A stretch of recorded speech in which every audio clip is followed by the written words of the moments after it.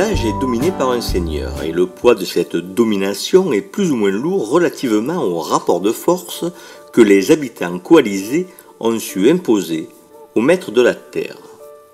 Deux documents vont se compléter l'un l'autre pour nous aider à comprendre la situation des Nazairiens au tournant du XVIe et XVIIe siècle. Le premier est une série de reconnaissances féodales conservées aux archives communales de Bagnols-sur-Cèze, côté I-20. Pour le second, il s'agit d'une reconnaissance faite au roi par la dame d'Ancézune, seigneuresse de Caderousse, Vénéjean, Saint-Nazaire et autres. Nous apprenons qu'en l'an 1600, le 13e jour de septembre, dans la maison de maître Barthélemy Coste, se sont présentés en premier les consuls Antoine Malarte et Laurent Bory, ainsi que les conseillers politiques. Nous dirions aujourd'hui l'ensemble du conseil municipal. Le moment est solennel car tous les villageois vont défiler dans la maison pour reconnaître les biens qu'ils tiennent de leur seigneur. Si le bail reçoit d'abord le corps politique du village, c'est pour énumérer les droits communs accordés par le seigneur et lister les obligations. Il semblerait que le document antérieur à celui que nous voyons ici daterait de 1388. On apprend, dans le premier document, que le comte de Grignan était devenu le seul seigneur du village car tous les droits étaient ainsi réunis sous la dot de sa femme, Jeanne d'Ancezune. La suite des documents illustre la relation féodo-vassalique. D'abord, les consuls, pour eux, les habitants du village et leurs successeurs reconnaissent le comte de Grignan pour leur vrai, légitime et naturel seigneur audit lieu de Saint-Nazaire et se soumettent à sa justice rendue par un juge dans le cadre de la cour ordinaire composée d'un procureur juridictionnel, d'un greffier et un ou plusieurs sergents ordinaires, cour de première instance pour les causes tant civiles que criminelles.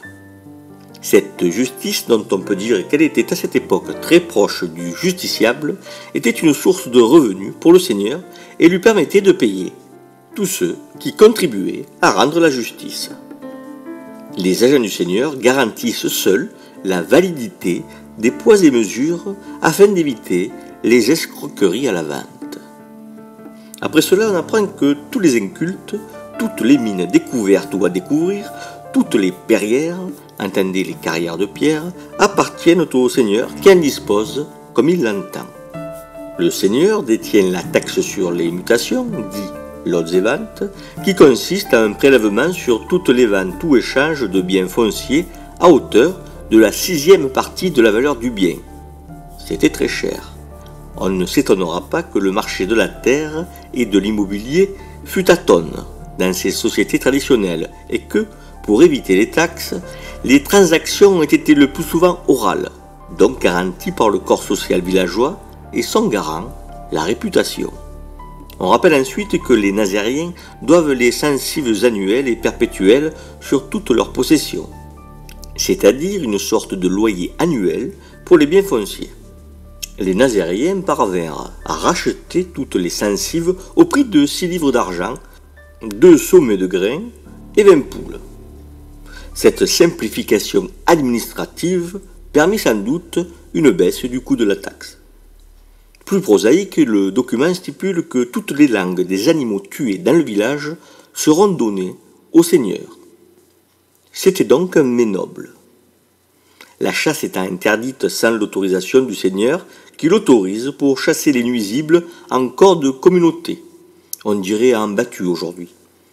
Les habitants ne peuvent s'assembler sans l'autorisation du seigneur ou de ses officiers. Il s'agit ici, bien entendu, de contrôler la foule et les révoltes potentielles.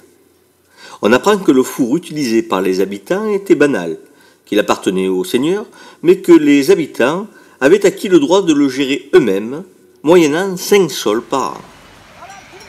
La taxe sur le pulvérage appartient au seigneur. Il s'agit d'une taxe payée par les bergers de passage en raison des poussières soulevées par les troupeaux, poussières qui se déposaient ensuite sur les fruits de la terre. C'était un dédommagement.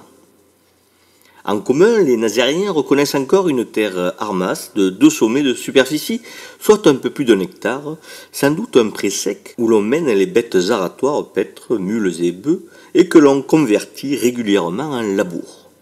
Pour cette propriété commune, les habitants de Saint-Nazaire paient en commun 3 poules dont on précise qu'elles doivent être bonnes et compétentes. Comprenne qui pourra.